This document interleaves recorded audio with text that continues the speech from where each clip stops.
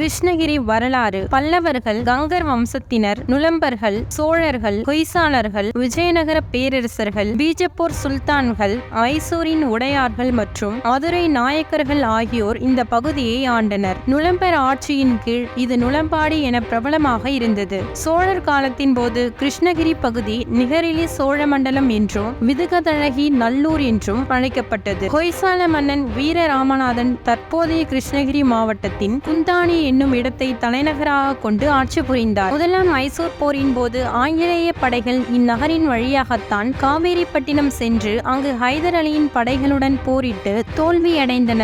ஸ்ரீரங்கப்பட்டின உடன்படிக்கையின்படி சேலம் மற்றும் பாராமகல் பகுதிகள் ஆங்கிலேயர் வசம் வந்தன. 1792 ஆண்டு கேப்டன் அலெக்சாண்டர் ரீட் மாவட்ட கலெக்டராக அறிவிக்கப்பட்டார். ராபர்ட் கிளைவ் மதராஸ் மாகாணத்தின் கவர்னராக ஆனபோது பாராமகாலின் தலைநகராக கிருஷ்ணகிரி மாறியது.